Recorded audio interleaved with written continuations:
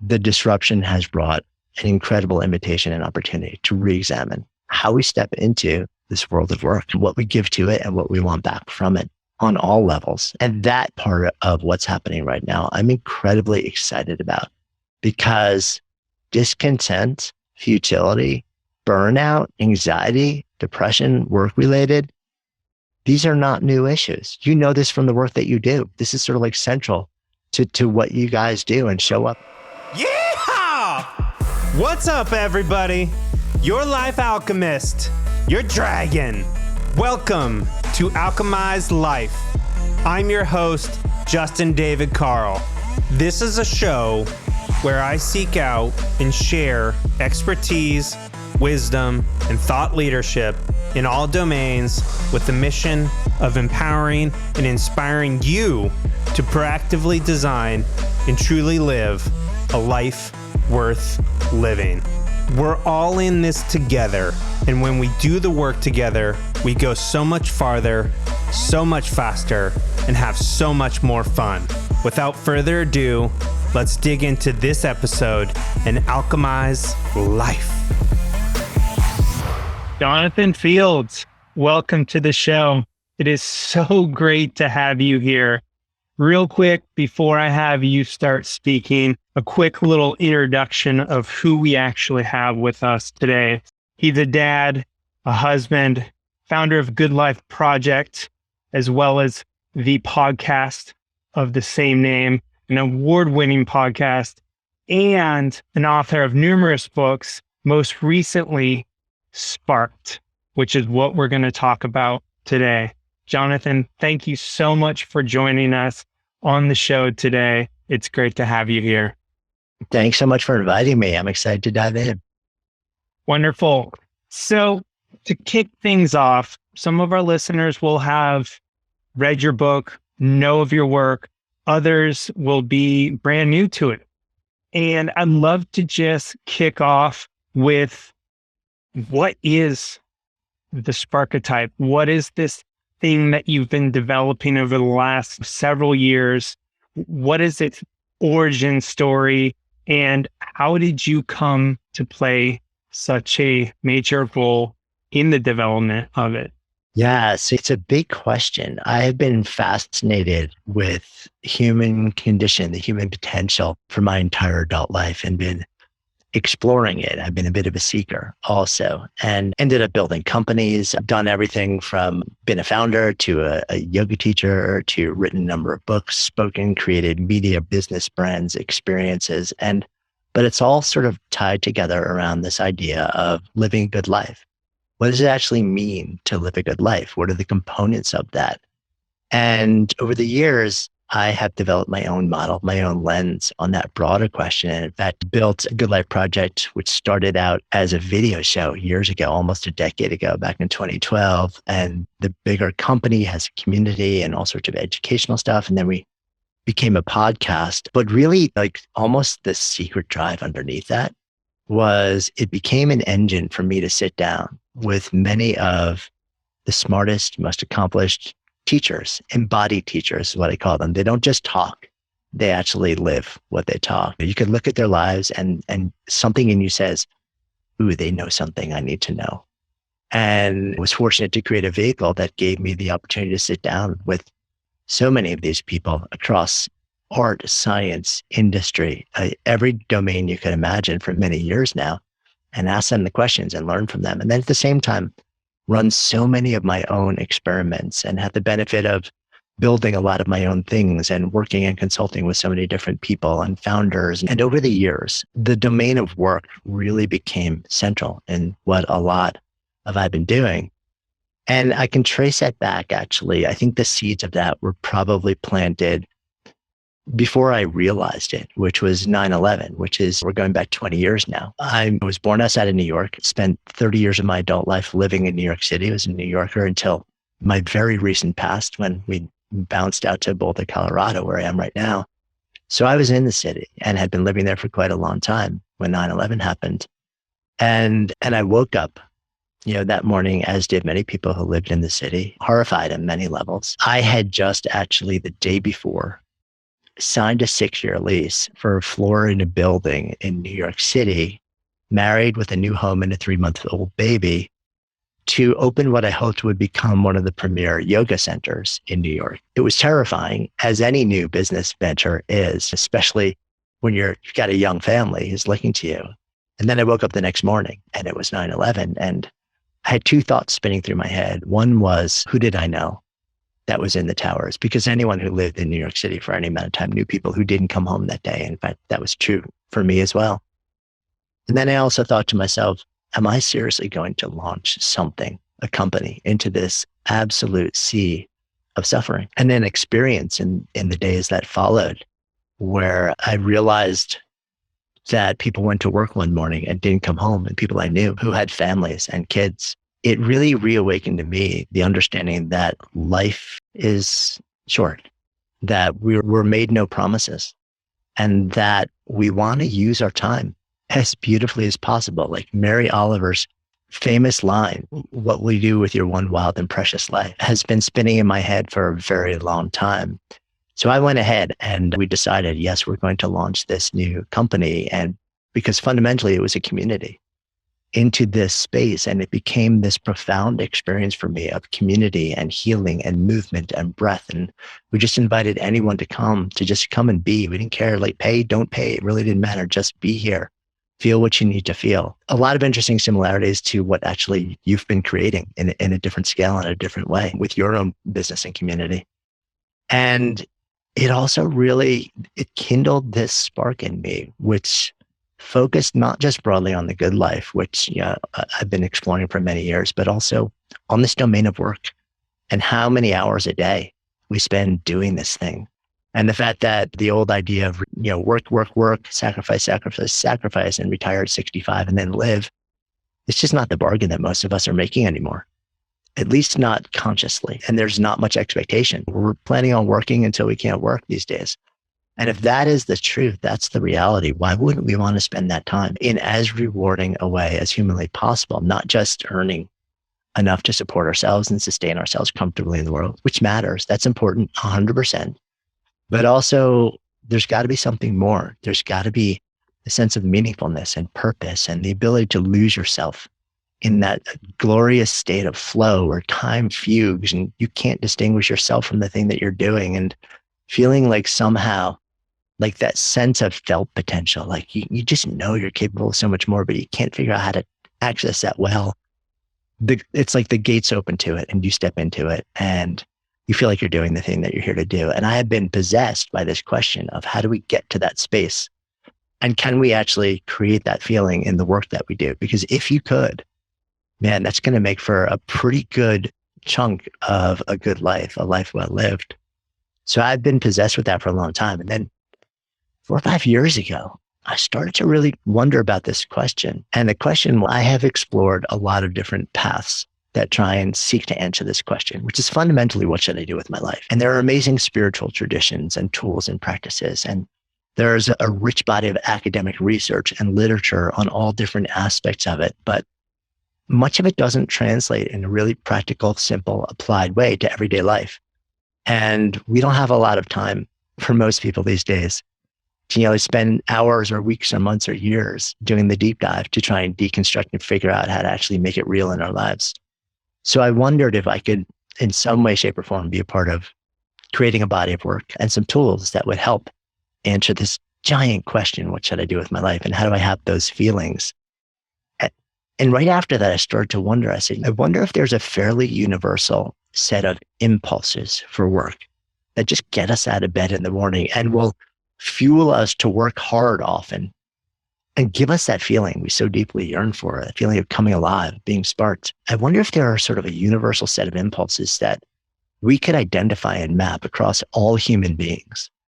Because if I could figure those out, and if those in fact existed, I didn't know if they did, and then we could build tools that would help elicit that for people. And then they could understand what their impulse or set of impulses were themselves and how that actually drove them to things and drove them away from certain things. That could be super helpful in getting us to that place and understanding what to say yes or no to in the way that we step into work in our lives.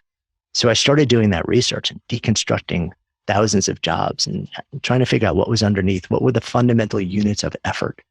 Like, what were the distinct ways that we exerted ourselves? And it distilled down to a remarkably small set of 10 impulses. I don't love the fact that there are 10 of them because it feels way too slick. I wish it was 14 or 7 or something like that. And the scientist part of me always has to hold itself open to the notion that as we deepen into the research, we may develop a new understanding and maybe that number changes. But right now, that's where we've landed. It's pretty stable. And once I identified these impulses for effort that get us out of bed and give us this feeling of meaningfulness and purpose and flow and express potential and excitement and energy, I got to that point where I said, okay, so for each one of these impulses, the person who is driven by that impulse very often has really similar patterns in the way that they behave, in their preferences, in their tendencies that wrap around these impulses and form archetypes. And I started to call them sparketypes, which was just a fun way of saying they're the archetype for work that sparks you. And it took hold, and we've stayed with that name. And I started to share these ideas around and was getting incredible feedback and sharing them with more and more people at all different levels, both individually and with the organization. And the feedback was phenomenal, but I wanted to validate these ideas on a whole different level or invalidate them. I was open to both. And so we spent 2018 building an assessment, the Sparketype assessment.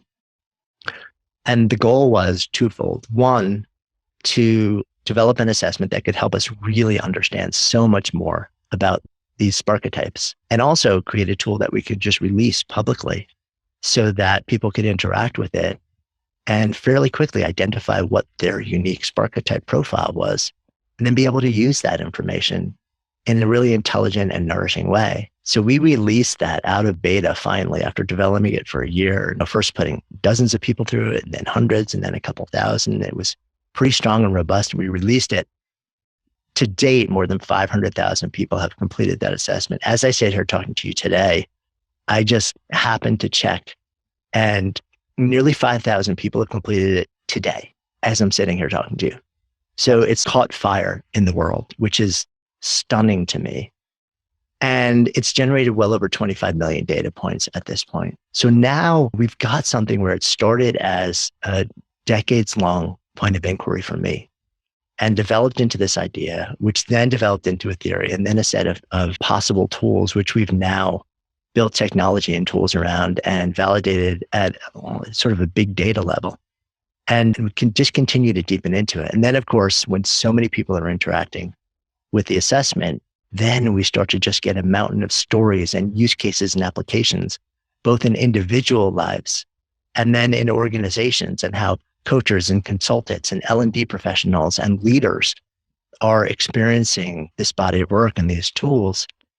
And the feedback has just been stunning, absolutely incredible to see what's come out of it. And my understanding from all of this has become so much more in depth, because now we have a quantitative side to it, and then we have a qualitative side to it. And both of those bodies are growing at a really rapid pace. And now we have the ability to interact with people individually and to work with these ideas and see how they make a real difference in people's lives. And we have preliminary data on a secondary study that we have been doing that looked at whether doing the work of your sparketype correlates with these 5 things that I believe are the components of that feeling of coming alive or being sparked. And that is meaningfulness, flow, engagement, expressed potential or performance, and purpose in life.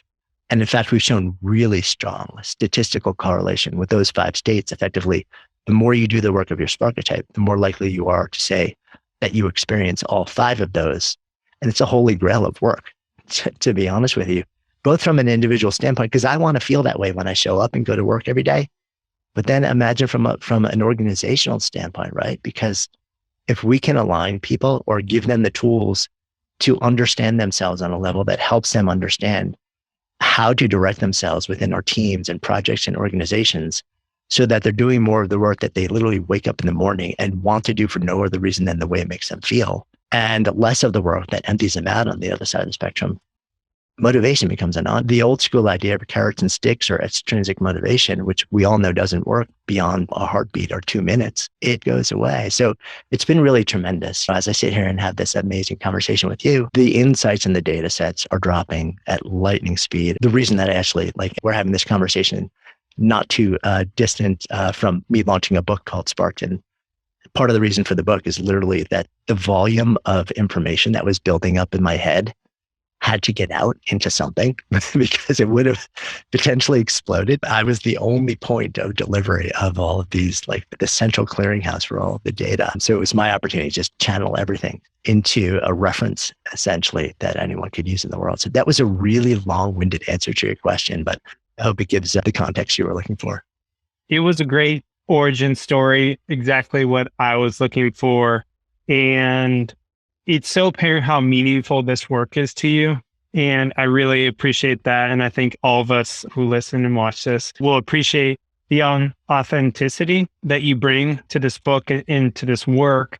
And to dive a little deeper, let's talk about what the Sparketypes are. So obviously you illuminated that there are primary impulse, like what we wake up and like it's almost like a driving factor that's innate within us that it just, whenever it can, it wants to express. And when it does express, we come alive. We experience that flow. We find meaning in our life. We feel engaged in our life, in our work.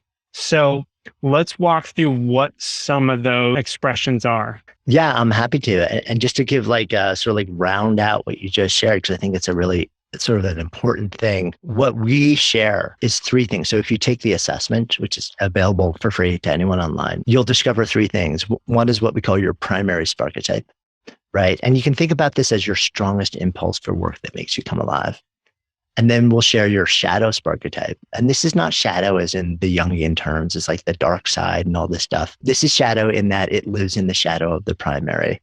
And what we're talking about there is you can think of it either as your next strongest impulse, your runner-up, but we've actually identified a much more nuanced relationship, which is that most people do the work of their shadow Sparketype in order to be able to do the work of their primary at a higher level. It sort of bolsters it. So they're really good. They have an impulse to do both of these things. And they generally acquire skills at them because they're so driven to do them that they get good at them. But very often you're really doing the work of that shadow so that you can do the work of the primary better. And then there's one other thing that you learn that we share in your profile, which is what I call the anti-Sparketype. And what's funny is that, so we released a 2.0 version of the assessment earlier in 2021. And this was after the original was in the wild for a number of years and had a giant data set. And I'd realized that we were actually gathering 90% of the data needed to share this one additional metric. I wasn't sure how important it was going to be. And I call it your anti-Sparketype because it's the work that takes the most out of you. It's the heaviest lift. It leaves you the emptiest, requires the greatest amount of recovery. And if it's something that you just have to do as part of your job, generally also the greatest amount of external motivation or structure or scaffolding or accountability. And I thought this was really interesting to know for a number of different reasons, but I wasn't really sure. So before we even built it into the 2.0 version of the assessment, I was working with the executive leadership team of a large enterprise, 250,000 person company. And there were less than 10 of them. So it was a small number of the C-suite in the company. And I was able to actually calculate by hand based on the data that they had entered what their anti-Sparketypes were. And I shared this extra thing with them. And I didn't tell them I was going to do it. We were in a meeting and it's all they wanted to talk about. It was so illuminating to understand why certain things not just pull you towards doing more of it, but almost naturally repel you from doing other things. And there's a certain amount of forgiveness and shame relief that comes when you understand this is not you being a slacker or being lazy or not being skilled. There's something deeper, more primal that's happening here where you may still have to do this work. It may still be a part of, the job description or your responsibilities, or it may just align with values that you hold important and you feel like you should be doing this because it's an expression of your values, but it helps explain why you still need to recover when you do it on a level where others may not feel that same thing, why it's still a heavy lift for you, in a way that lets you forgive yourself, which is really powerful and helps other people understand you. So we went back then and built that final metric into the algorithm for the assessment, and then released the 2.0, Spark Type Assessment 2.0. And we've, now that people are learning this at scale, the stories and the feedback has been tremendous around it. And yes, there's a little bit of people poking fun before. I'd actually love to add a little color, because when I discovered my anti-Sparketype, I experienced that sense of relief and release of guilt around why I found a particular thing so challenging and so draining. So my anti-Sparketype, and we'll get into what it actually means, is the nurturer.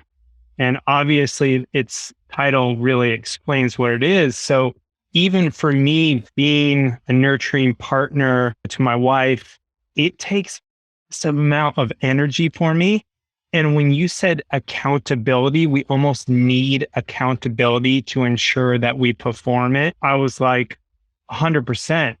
I actually track myself on the performance in my relationship, like week to week, like 1 out of 10. How am I scoring myself and how is my wife scoring me? And it's a way for me to create accountability to ensure that I'm providing the nurturing that my wife not only wants, but also deserves in order to have a really, wonderful relationship with me. But I do totally experience okay, I have to have some sort of structure around it. Otherwise, I'll just avoid it if I can. Yeah. And it's not about you being, because people sometimes ask when the nurturer comes up as their anti-spark type, does that mean I'm just a bad person? And the answer is no, of course not. It definitely crossed my mind. Right. It's no, it doesn't mean that at all. What it means is you may be you may do this a lot, and you may love the way that other people around you feel when you're able to play that role for them. And you may have a value around being present and nurturing and lifting other people up, which is really strong. And at the same time, there's just something about your wiring where the impulse to do that is not the thing that is central to you, or that is your strongest impulse that you lead with. And that when you do it, you probably need a bit of time to just refuel afterwards and recover. Absolutely. And it's not that. So understanding that about yourself, I think it's really powerful to know that when I was writing the book and we wrote about the anti-Sparketype, that side of the body of work was fairly new to me when we finally had to close the pages and send it to the printer. And I've developed a much more nuanced understanding of the anti-Sparketype and how it shows up. And questions like this come up, and it allows me to sort of share a lot more. So I'll actually probably safe bet that I will probably share at some point, a bonus chapter just about the anti-Sparketypes, just freely available, because there's so much more that I want to share about it now that I've learned so much more about it from so much feedback.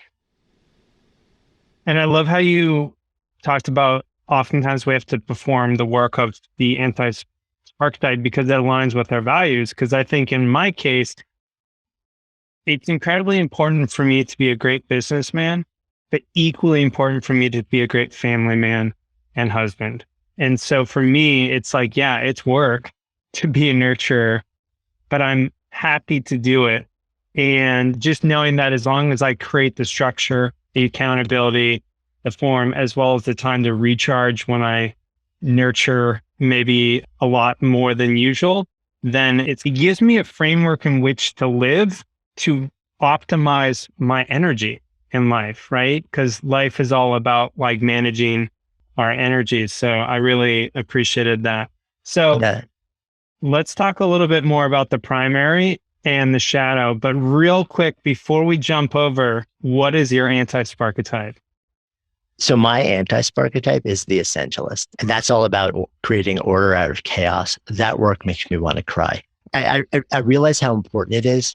And being a multi-time founder and having to play every role in a company, sometimes for years until we're resourced and grown to a level where we can, have different people play different roles. I've learned to do it. I'm competent at it. I'm solid at it. I like it when it's done, but it is it is the thing that comes least naturally to me, takes the heaviest lift, and for sure, the greatest amount of recovery. And I'm really happy that we have folks that love to do that on our team, because I didn't know if those people existed, to be honest with you. but they do. What's yours? So mine is the nurture. That's my. Oh, right.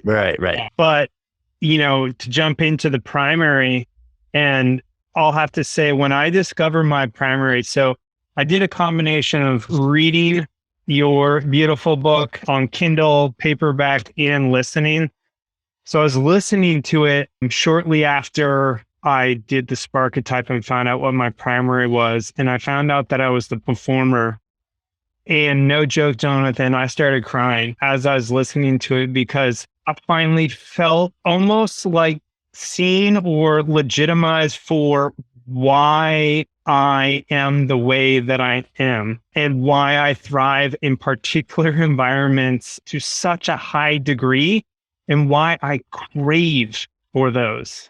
And for the longest time growing up, it's like I wanted to be like seen and heard, but I never wanted to be a movie actor. And this is where I got like super confused. I didn't want to pretend to be someone else to be seen. I wanted to be seen for me.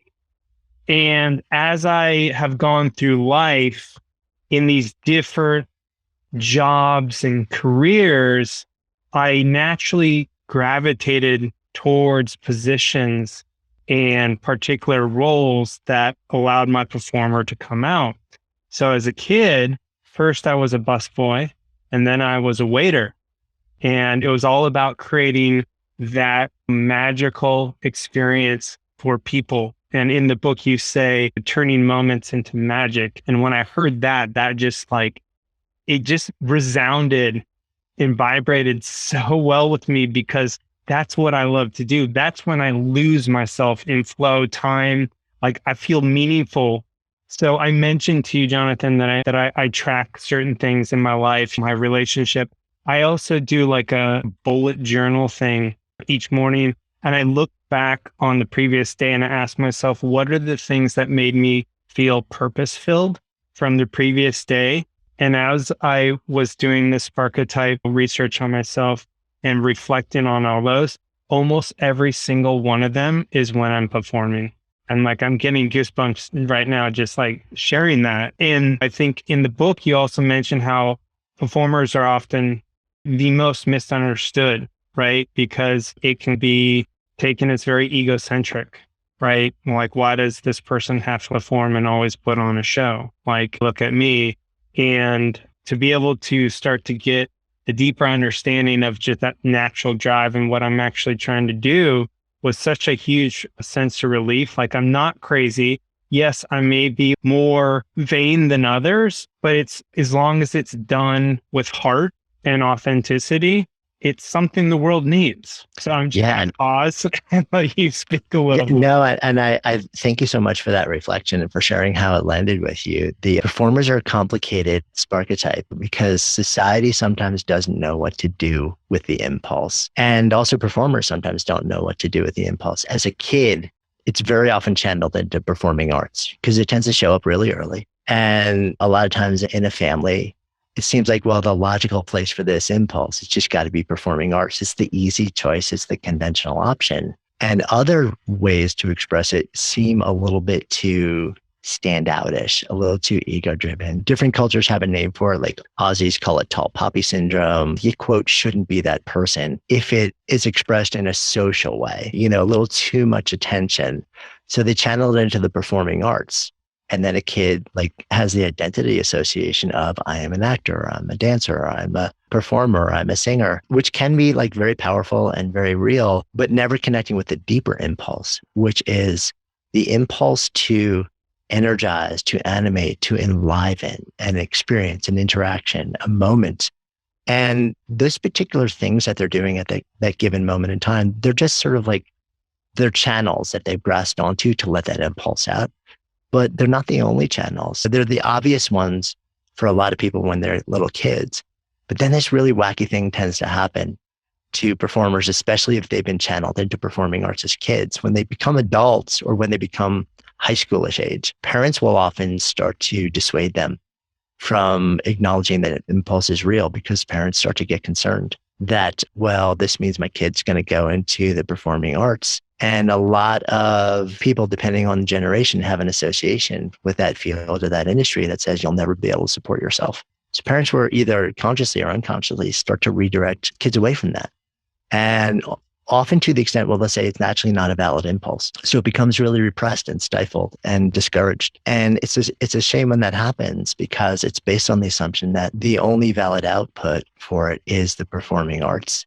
Whereas that impulse is so deeply valued, whether you're a parent and you can bring alive an interaction or experience with kids, whether you're in a boardroom and you can really bring home an idea or a point or sell an idea in a powerful way, whether you're in a biz dev or a sales meeting, and you can make this conversation just alive with understanding and insight, whether you're behind a bar and you're just like turning this magical experience into magic. Right? There you go. There you go. Right. And you know, I'm guessing you were amazing at it too, right?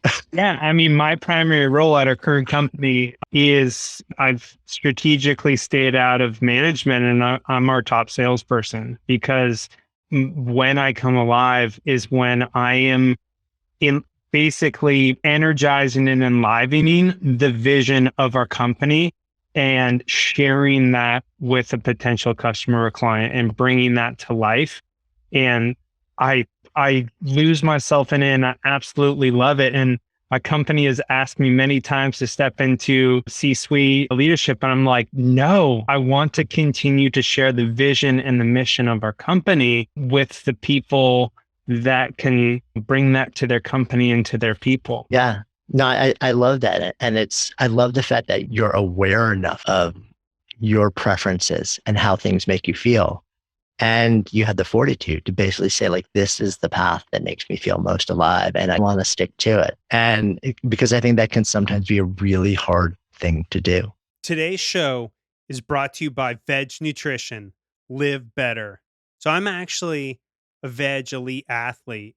And before I joined the team, I spent months doing my due diligence to make sure that the company was vision, mission, and value aligned with me, my values, my mission, my vision, and my lifestyle. I got to know the owners super well.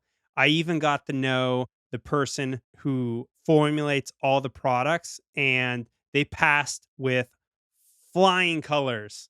So I couldn't be more excited to represent a company that I feel so aligned with. And I want to tell you about two of my favorite products. The first is the veg pre-workout. So when I first went vegan or mostly vegan, the last thing for me to go fully vegan was finding a vegan pre-workout that gave me the focus, the energy, and the power that I was looking for.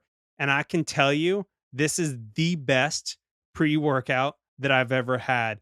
It gives me incredible focus and energy. And what's probably the best is it leaves me with no crash after I take it, which is great. And the flavors are so freaking good. There's literally peach mango and a Patriot Pop that tastes like, you know, the firecracker popsicles, cherry lemon lime flavor. They're literally so good that I can dry scoop them. And they just released a watermelon flavor for just in time for summer, and it's incredible. So that's the first product. The second product is arguably also my favorite, and that's the plant protein. Comes in three incredible flavors: chocolate peanut butter, vanilla ice cream, and cold brew coffee. Yep, you heard me. Cold brew coffee flavor. It tastes incredible, all three flavors, 25 grams of protein, fully organic, incredible ingredients, heavy metal tested, and it is my go-to post-workout. Make sure that I'm recovering and refueling and giving my muscles the protein that they need to rebuild for that next workout. So go to vegnutrition.com/dragon and try their full line of supplements and you'll get 15% off. Or you can just use Dragon at checkout and you'll get 15% off. So that's vegnutrition.com/dragon to get 15% off. Veg Nutrition, live better. My ego for sure wanted those VP titles. And I had to sit on the decision for a very long time and share with my wife and my parents. And of course, my dad was like, can't you do both? And my wife, who knows me so well, is like, no, Justin, you don't want to manage people. Like, you want to continue to like bring the magic. And it was really hard. As I've gotten older and the opportunity has come up again and again, I've been able to stand stronger and like really knowing what feeds me and what kind of work brings me alive and what kind of work drains me. So I think looking at the nurture, the way I see oftentimes management, you're doing a lot of nurturing, right? When you're managing a lot of people, you're doing a lot of nurturing. And I think intuitively, I started to learn that is really like, I can do it, but it's like very draining. And so I've started to step out of that. And this book is really giving me the tools to be even more methodical and self-aware about what I choose to work on in my life. And that is such an incredible power to have. It's such a gift to have that kind of personal insight. So I'm curious, Jonathan, I know the audience is probably wondering, what's Jonathan's primary archetype?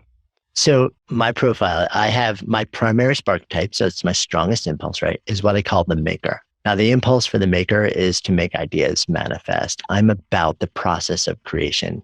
It is a fiercely generative impulse. Give me a blank white page, give me a blank canvas, give me a whiteboard with nothing on it, or just like a hint of an idea on it, and I'm the happiest person in the world. I will go to town turning that into something. I've been that way since I was a kid. And all of these things tend to be wired into us from the earliest age. So I was a kid that was building Frankenbikes from discarded bike parts when I was like a little kid in the Watertown I grew up in, just duct taping them together with like 3 sets of forks to make a massive chopper on the front, and really dangerous, but really fun. And building everything. I painted jean jackets as a kid. I taught myself how to paint, and I would paint album covers on jean jackets when that was some of the best art around. And then through college on the summers, I was a painter, like a house painter, and I did construction and contracting and renovation and started building my own companies around music and sound and lighting while I was in college, because I have a passion for music and for tech. And that was an amazing way I could blend this impulse with a particular topic or channel that was calling me. And since then, I built companies, I built brands, I built businesses, I built books, I built experiences. The common thread there is the process of creation. It's the something from nothing. That is where I'm most alive. And in fact, when things start to get super stable and the role becomes much more about systems, process, organization, iteration, and scale, I tend to really tap out. And it's like, okay, it's time to start the next company, or it's time to. But what I've learned about myself now is that I don't necessarily have to do that anymore. Now I've actually learned that I can take this impulse and just reimagine what I'm doing to keep it alive. But so that's my primary impulse. My shadow is what I call the scientist. So the scientist, the impulse of the scientist is it's all about figuring things out. It's about burning questions, puzzles, big problems. You come alive as a scientist when you can go deep into something complex, wicked, tough, and figure out a solution. There's a legendary physicist, Richard Feynman, who's also like this incredible professor and a Nobel Prize winner. When he won the Nobel Prize, he looked at it almost with disdain and said, like, I don't need a prize. Like, for me, the thing that drives me is the kick in figuring the thing out. And that's the classic expression of the scientist. So for me, that is my shadow, and it informs my making process. So my primary thing is I just want to create stuff. But in that generative process of being a maker, I always, at some point, I hit a point where I get stuck. There's a problem I need solved. There's a tool I need created. There's an answer or a puzzle or something that needs to be figured out. So I swap into my scientist mode and I go into figure the complex thing out mode. And as soon as I have what I need to go back to the process of creation, I tap out and I go right back to that. And then I'm all in on that. So they work back and forth. They inform each other. And the interesting thing about those two is that they're also very process fulfilled sparketypes. Meaning for me, what I make or what I figure out may end up having incredible value for other people. It may move a lot of people. And I have a personal value that says that I want to do that. That's important to me. That matters. But underneath all of it, the thing that really makes me come alive is the opportunity to get lost in the process of creation, to get lost in the process of figuring the thing out. The fact that what comes out of it may have a tremendous personal or economic value to other people or companies. It's a bit of a happy accident. I love the fact that it does. It's the part of it that allows me to earn a living doing it. But if I'm really being honest, it's actually not why I do it. I do it because the process itself makes me come alive. My anti-sparketype, which I already shared, is the essentialist. And that for me, for whatever reason, it is just the thing that's always been the heaviest lift. This show is brought to you by Feel Free from Botanic Tonics. This product is unlike anything I've ever had before. No joke. It's made with kava root and other ancient plants, and just half a shot gives me this incredible sense of focused flow and productivity. And I love to take just half a shot right before I work out. I take it with my pre-workout, and it takes my workouts to the next level. It is seriously unlike anything I've ever had. It's also an incredible productivity tool for any big work projects that you have, or long periods of time where you just need to be super focused in flow state and get a lot of shit done. So if you want to give this a shot, you can go to botanictonics.com and use code DRAGON at checkout to get 40% off your first order. No joke. 40% off with code DRAGON. That's Feel Free from botanictonics.com, code DRAGON. Feel free, feel good. Well, that makes sense why you get bored once you've built a company that's stable. It's like, okay, now it's just about essentialist work. It's processes, chaos into order, all the things that a stable company has to get figured out in order to become stable. Yeah, super important work. It's just not right. It's not the thing that makes me come alive. And it has been in the past, the times where I'm a couple of years into that stage where I've sort of figured out, well, it's time to exit, like it's time to sell. But like I said, in hindsight, looking back at a lot of those decisions, I've come to also realize that while I made the decision to exit, there were probably other ways that I could have stayed and just reignited the opportunity to step back into that maker scientist mode. Yeah. So to share a little bit about my secondary or my shadow, I'm a Maven secondary.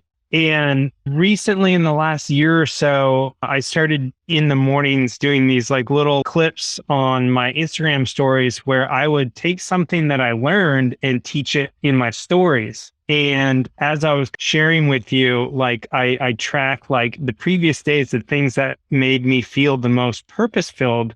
It's always when I do those, which is hilarious because it's like I'm getting on stage in front of a camera to share some sort of empowering idea or thought or philosophy or strategy.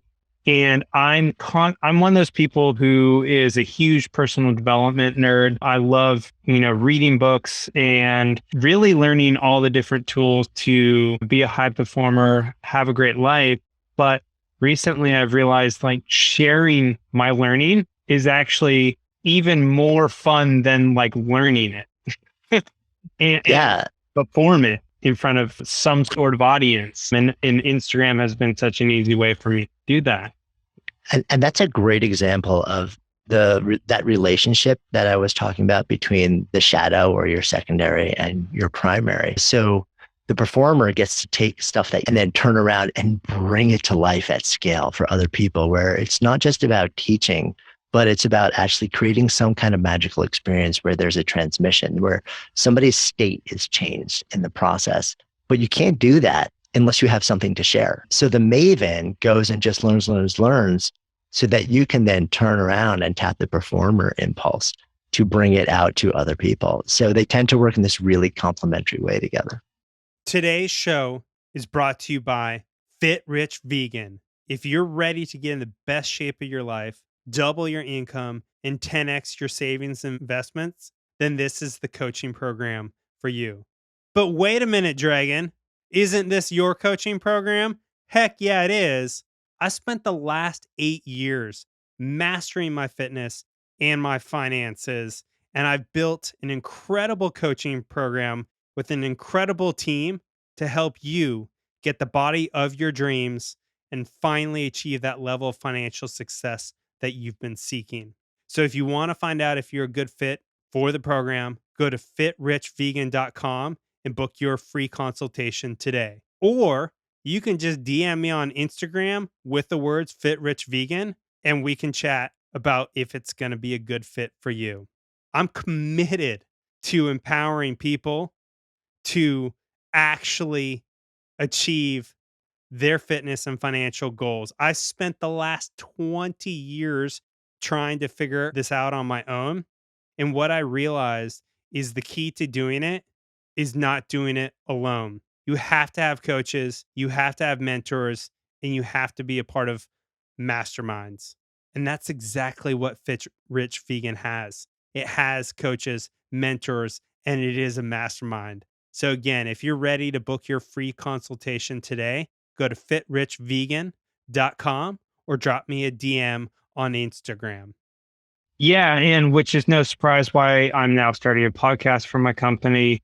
And the beginning of this year, I did my first webinar where I had a guest, come and share their knowledge and wisdom. And I was able to create a performance in cohesion with our guest. And for me, that's the kind of work that brings me alive. Even what we're doing right now, you and I, Jonathan, is like basically we're two actors on a stage creating a performance, but what we're doing is we're bringing ideas alive. We're turning a moment into magic that is illuminating for people and empowering to their life process. And this is where I feel myself, like feel the flow. I feel the energy. I feel like I'm doing something meaningful with my life. And I read there's a ton of incredible stuff in your book, but towards the end, you really talk about not blowing up your life if, everything in your work isn't feeding your primary archetype, but instead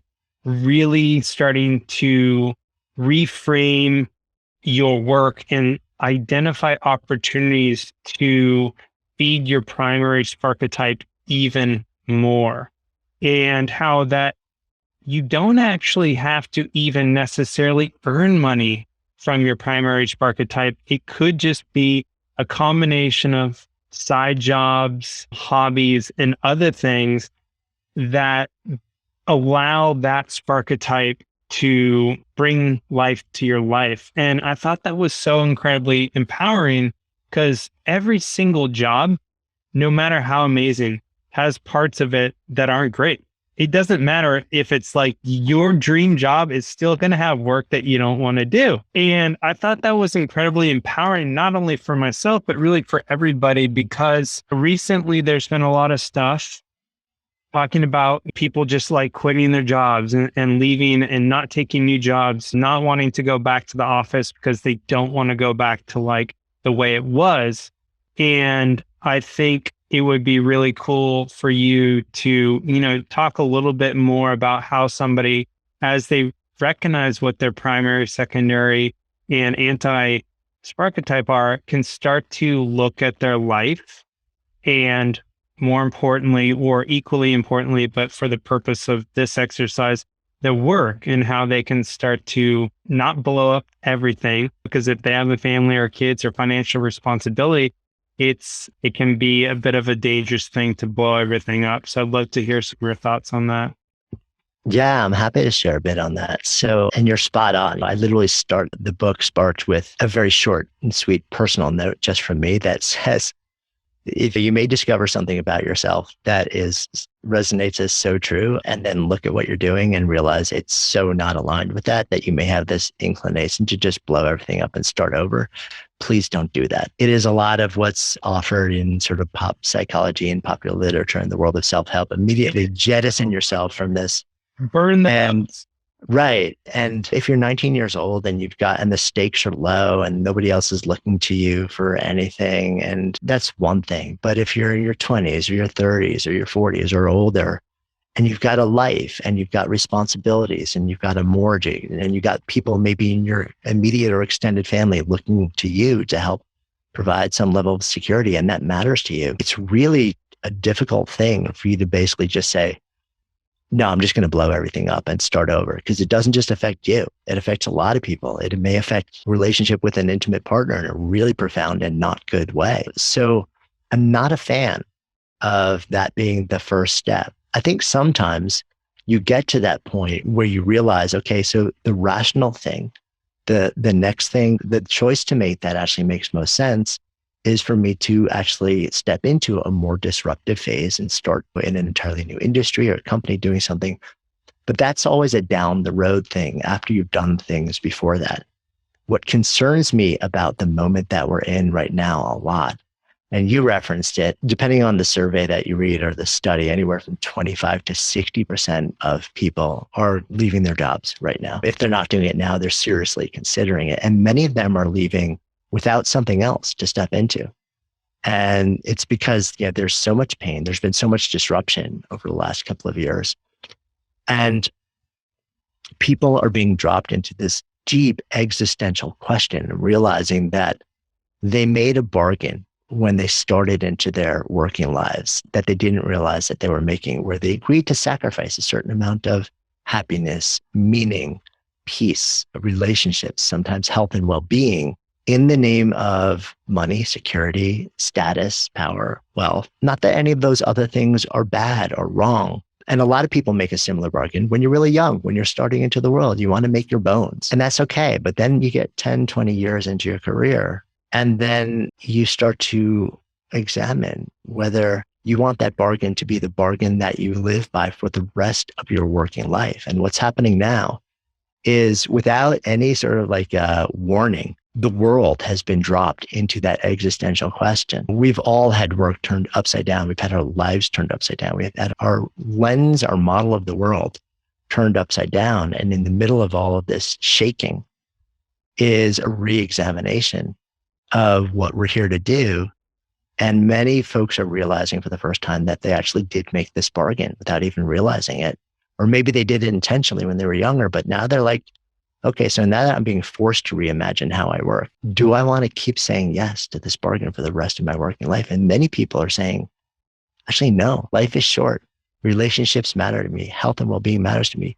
Meaning and a sense of purpose matter to me.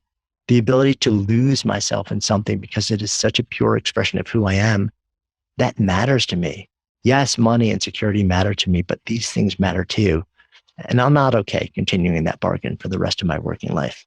What concerns me, and I think that's amazing. I think that deepening into this question right now is really powerful and important for so many people. I think it's not a bad thing that we're actually exploring and asking these big questions and awakening sometimes to things that are truths that aren't truths that we're comfortable with.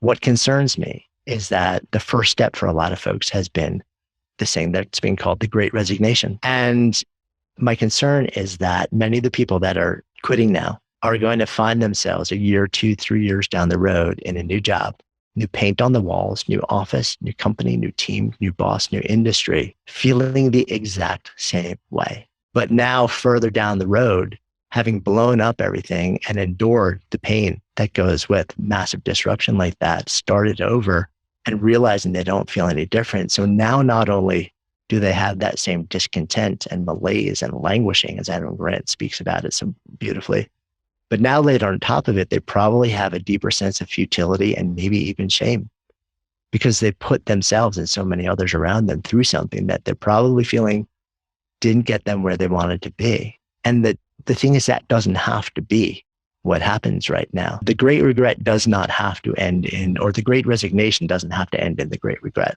But the way to avoid that is to start by really knowing yourself first. We tend to first just look outside and say, what jobs or industries or teams are available to me? What can we actually go out and say yes to, without ever asking ourselves, what makes me come alive? What actually gives me that feeling beneath the job, beneath the title, beneath the team or project or industry?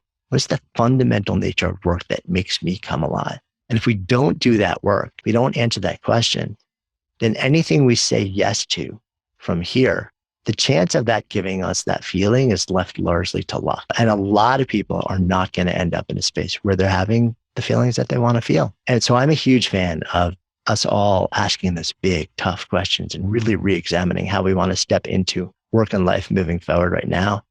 And I'm also a big fan of saying, let's do the inner work first before we blow up anything. Let's find out, what is that impulse in me that makes me come alive? What is this archetype that I have? And then when I'm equipped with that, then I can work at the current work that I'm doing. I can look at it and say, okay, how well aligned or misaligned is what I'm doing right now with that fundamental imprint, right? And what most people will realize when they ask that question is, well, there's some things that are pretty misaligned, but there are also some things that are actually pretty well aligned. And maybe I was just ignoring them. We had this really weird subconscious habit, which is that when things aren't going entirely right, we have a tendency to self-sabotage without realizing it by taking all the stuff that is not what we want or that is misaligned and exacerbating it and doing things that actually make it worse. And what we're doing is we're unconsciously setting ourselves up to rationalize a big disruptive move and the pain that goes with it without realizing that we're doing it. So what if we actually just stepped back into like what we're doing and looked at it and said, okay, so some of this is really well aligned. Some of this will really let me express my archetype, and some of this is not. And then we ask the question, say, well, what if instead of blowing things up and starting over, what if I actually tried to reimagine how I'm doing this same thing? What if I took all the things that are working really well and tried to find as many ways as I could to do a lot more of that? And then what if I looked at what I was doing and said, what opportunities are there for me to express my archetype that I'm not even looking at, but that may be available to me? Maybe it's something that needs to be done on a team or a project. Maybe it's something that exists outside of my team or project, but it's part of what needs to be done in the organization. And I'm willing to do it purely because it's going to help me come alive. Like, it's awesome. And I'm just going to extend beyond my job description and say, hey, can I raise my hand and do this? Right? Because of the feeling it's going to give you, which happens to have the side benefit of people then looking at you and saying, oh, like this person is really taking a ton of initiative and like going and doing these things. It tends to bring a lot of recognition and possibility and potential for advancement without that even being your intention. And then you get as good. What you end up doing is you optimize this thing that you're doing for your archetype, for the expression of this impulse in a way where it transforms what it is. It may not get you 100% to that feeling that you want, but inevitably it will get you so much closer than you ever imagined was possible. And that may be good enough for you, or it may be good enough for you because you hold this value of financial security and you're like, this is great money. It's taking care of me and my family. And it's actually pretty good right now. And you know what?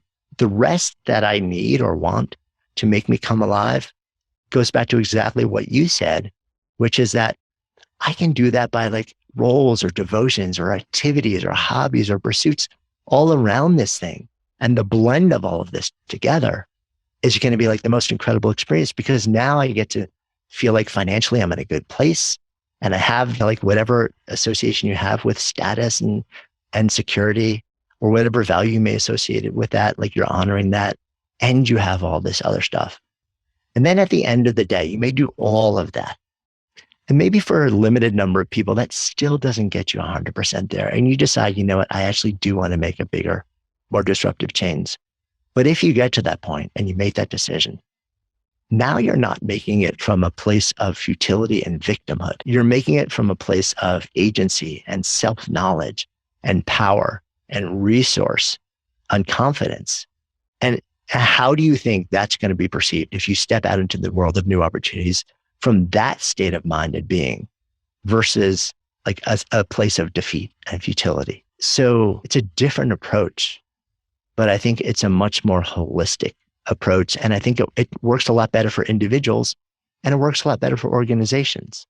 Because if you're a leader in an organization, you have someone on your team and you love them and they're great and they're a great culture fit and a great person, but they're doing work that in some way, shape, or form is not a great expression of who they are. And you come to your leader and say, I actually love it here. And they love you. but like the nature of what I'm doing isn't quite right.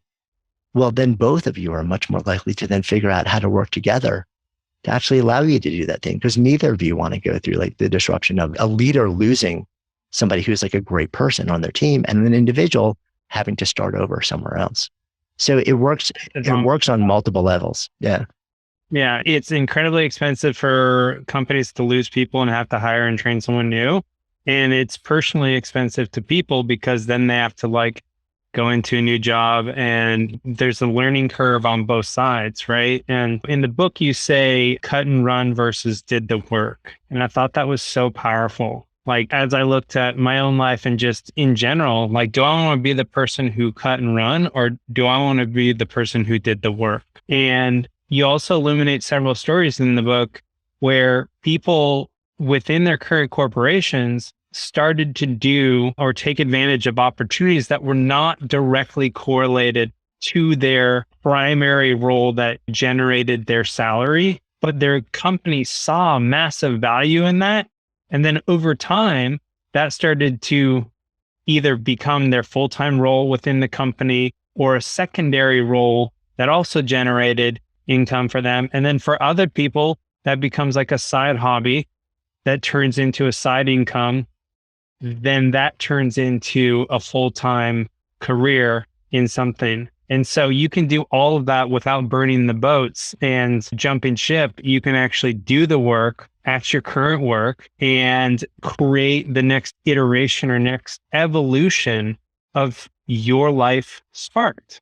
Yeah. I mean, especially these days, there's organizations. It's not just individuals who've been disrupted right now. It's organizations too. Like on every level, from structure to culture to the physical location to like how we work to workflow, everything has been turned upside down. But the cool thing about that is there's a reimagining happening right now, not just in our own individual lives and what we want, but in organizations, because they're all trying to figure out like, what is the new way forward going to be where we can actually flourish as an organization, do good work for the people that we're in service of. And the people that we're in service of aren't just our customers. They're also the people that actually allow us to exist, which is our teams and our employees and our leaders. And because so many individuals are deep into this existential question and are willing to walk away from organizations who are not open to stepping into this space of reimagining alongside them, it's organizations are having to step into the conversation.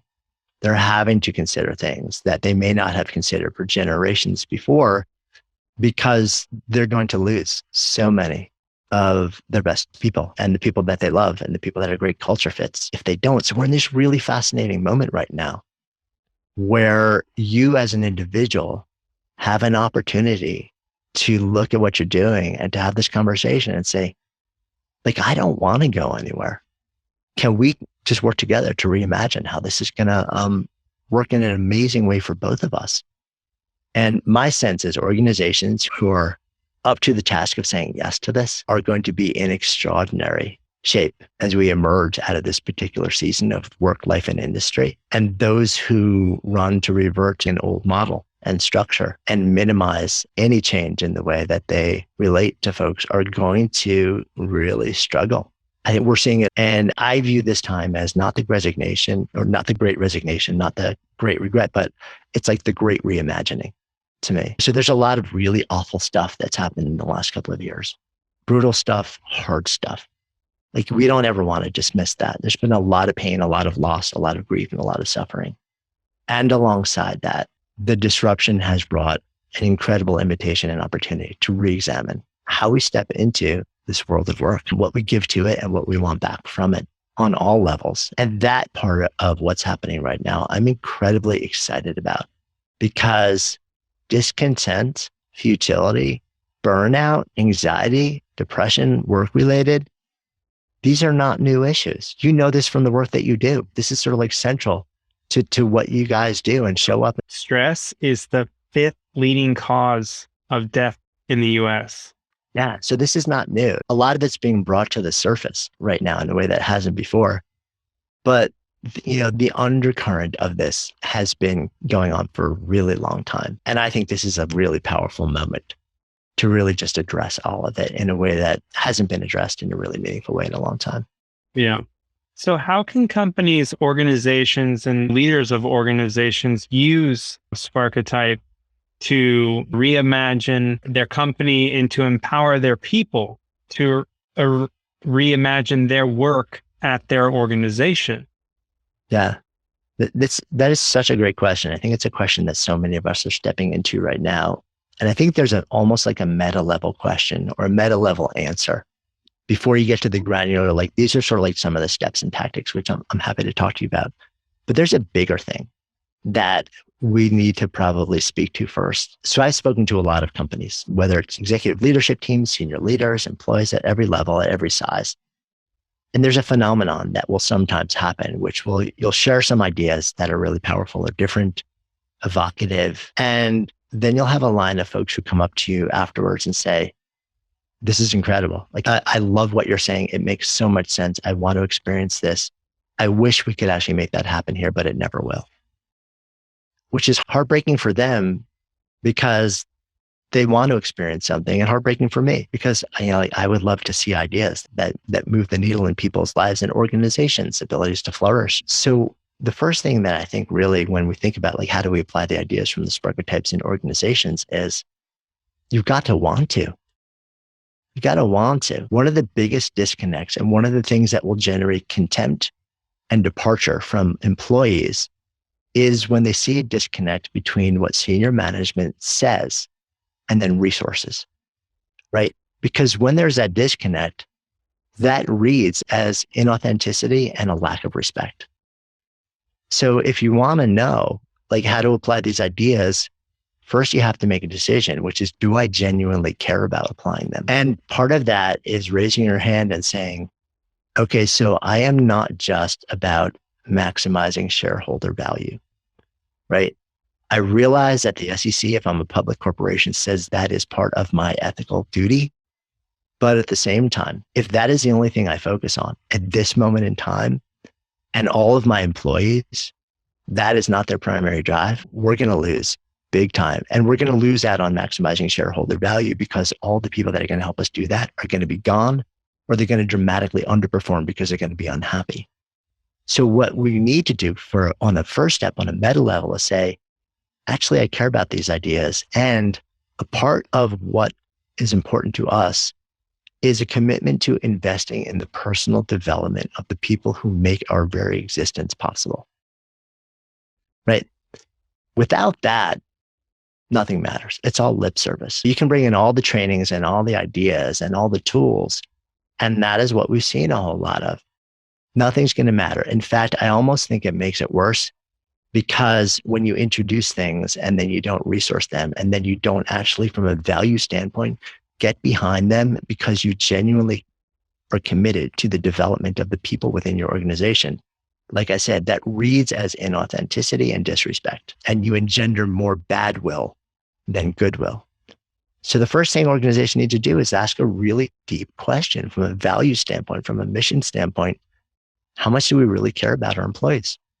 Like, are we willing to actually exalt investing in their own support and flourishing as individuals and growth as individuals as part of what we're here to do? If the answer is no, no tool is going to help. If the answer is yes, which I really hope it is for anybody who's listening to this or watching this, then the door is open. Then you can take a tool or body of work like the Sparketypes, and then you can say, okay, so we're going to invite everybody within our organization, or maybe you start with a team. We've done this with teams, with divisions, with entire enterprises, to complete this assessment, right? It's freely available to everybody. But literally the risk is zero. It's the minutes that you'll put into completing it in an intelligent way. And then once they do that, you'll immediately get some really insightful information. Just like you shared, you were literally moved to tears by even like the basic identity that was shared with you. You use the word, I feel seen. And that is what comes back to us so many times. And then if for those who like this is really compelling to them, deepen into the ideas in the book in a more nuanced way so you really understand what this impulse is. Invite people to do that, resource it, and then start to share this information. So like imagine if a leader actually knew what the primary impulse for effort was that made each member of their team or their division or their organization come alive. Imagine if they actually knew that. And then imagine if each individual knew that about themselves and was equipped to really understand what to say yes to, what to say no to, how to reorient or reimagine what they're doing so they could show up at work and they're like, okay, so yeah, there's some stuff that I really don't want to do. Like you said before, nobody buys their way out of all of that. There's always some stuff. But the majority of the stuff I get to do, not have to do, but get to do, is actually really well aligned with my Sparketype, with this fundamental impulse for effort that makes me come alive. So even though I work hard, maybe I'm working 12-hour days, I cannot wait to show up and work and do this because honestly, the fact that I'm getting paid for it is a really awesome side benefit. Imagine if you had something like that. What would that do to motivation? What would that do to morale? What would that do to retention? What would that do to performance? What would that do to flourishing? What would that do to reduced healthcare costs potentially, right? If you think through this at scale, and then as a leader, if you think about what if I knew what this impulse was for me, and then I led from that place myself, not only could I actually help my teams do more of what makes them come alive, but I can lead this from that same place myself, so that I don't need anyone pushing me to become my absolute best self as a leader. And then you have that sweet spot in the middle there where you're not trying to figure out, how do I motivate this person? I just know they're capable of so much more, but I can't. I keep offering benefits and bonuses and incentives and trips and plaques and like little glass things to put on your desk. And for some reason, it's not working. It has never worked beyond a heartbeat. There's research on this. This is not a guess. So if you could actually start to align all of these things with the intrinsic impulse for effort that gets people out of bed in the morning and nourishes them with a sense of meaning and purpose, from the organizational standpoint, it's a game changer. Absolutely. I'm imagining even potentially in my own company during an all hands, having the C-suite talk about their spark types and the work that brings them alive. So in any company, the C-suite is very visual personnel for everyone. Everyone's always looking to them. So to actually have several of the C-suite speak to almost at a vulnerable level, like, hey, here's the stuff that really brings me alive. Here's the stuff that powers that stuff that brings me alive. And here's the stuff that drains me. And to like share that openly, say in all hands, where every employee can actually see them identifying their own sense of self-knowledge and self-understanding, but also being vulnerable and sharing about the stuff that is really hard for them, I think could be incredibly empowering, because as people do and show the work that really lights them on fire, it gives other people permission to pursue the same type of stuff that lights them on fire. And I always think about it in companies, very similar to what you're saying. If leadership isn't modeling it, how are the people that report up to them going to do it? And you ask such a great question, like, how much do we really care about our people? And one thing we believe at our company is employees are the most valuable asset of any organization. It doesn't matter what your mission is, what your product is, or what you do for business, but it's always the people, because the mission, the vision, the product, they do not come alive. They do not exist without the people. And so I think this is really an incredible dialogue that we're having here, because so many companies right now, they are in flux. They're trying to find their footing. They're trying to figure out, what does employee experience look like? What does company culture look like right now? How do we reach people at their home office? How do we talk to the people that are hybrid? How do we talk to people how do we interact with people that are actually going to come back into the office? And I think there's a through line that we all want to be doing meaningful work that brings us alive. And if we can start to have conversations around that, no matter where your workspace is, whether it's your home, or sometimes your home and sometimes the office, or full-time in the office, if your company's talking with you about what actually brings you alive, and then how can you do more of that and less of the stuff that drains you, that's a really empowering conversation, not only at the individual level, but at the organizational level. And then it's so much easier to hit those targets, those growth goals and everything. Because when you said in the book so many times, like what the world needs is more people who have come alive, right? And that's what companies need right now. They need more people that have come back alive because a lot of people are lost right now. So that's really incredible stuff, Jonathan. I wanted to ask you a couple kind of closing questions. And I know I'm fairly well aware that we only covered a few of the Sparketypes. But I think I'd like to leave it at that because I really want to encourage people to go read your book or to at least take the test at sparketype.com. It takes about 10 minutes and it immediately gives you information on what those Sparketypes are. And it's one of those things, like if you just learn more about yourself, your ability to actually live a life worth living for is so much greater. But I wanted to close out. So our company mission at Garden is to empower people to live healthy and blissful lives. And my personal mission is to empower and inspire people to proactively design and truly live a life worth living for. So if you were to give us some words on how to live a healthy and blissful life, how to design a life worth living for, what would those words be, Jonathan?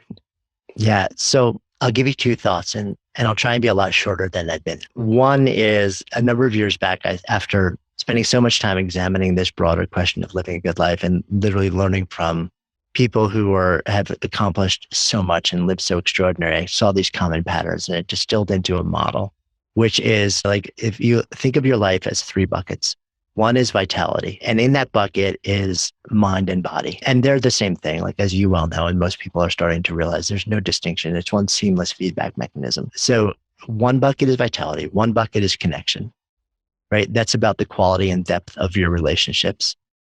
And then the other bucket is contribution. And that generally is about work, meaningful work. And if you think about what is a good life, the model says, okay, so a good life happens when all three buckets are as full as they could possibly be. And here's the interesting thing about the buckets. They all leak. So you can't fill them once and just say they're topped off and then walk away and say, I'm good, right?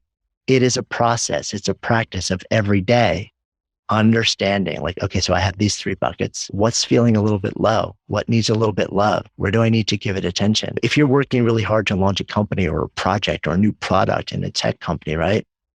Your life is going to be out of balance, pretty much guaranteed for a chunk of time. It is what it is. It's sort of the nature of the beast.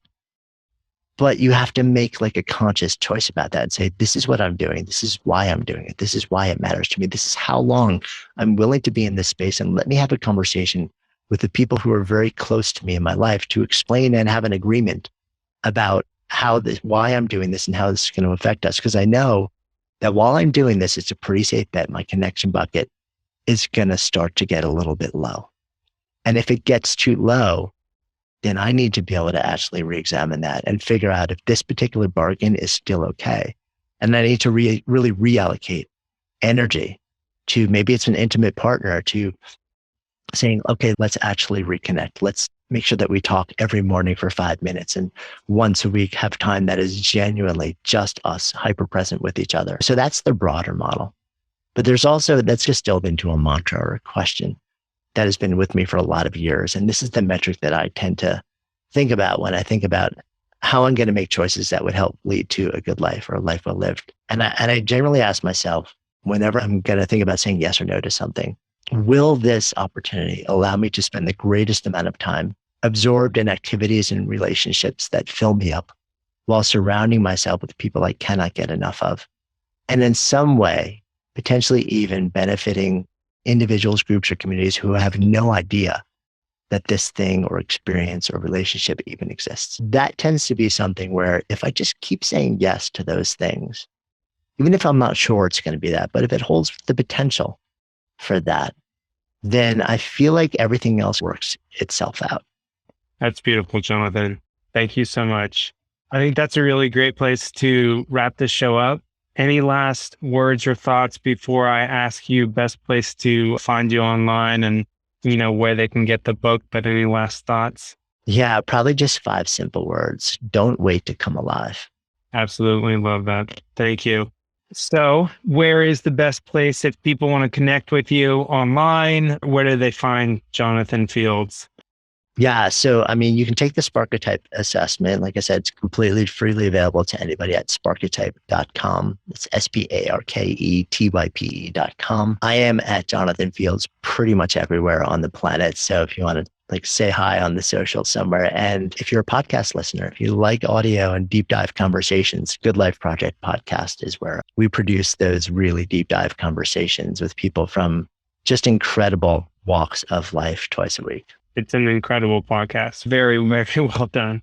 Awesome. And book is available everywhere. Support your local bookstore. If not, obviously you can get on Amazon and all the other online bookstores. Jonathan, thank you so much for the work that you've done in this world, the work that you're continuing to do and that you're bringing alive in this world. I couldn't be more personally grateful. Our company, Garden, is incredibly grateful. And a lot of people are already benefiting from Sparked, your new book. And so many more people are going to come alive because of your work. So keep doing that awesome work that you're doing, Jonathan. Thank you for coming on the show today. Yeah, thanks so much for inviting me. It's really been wonderful.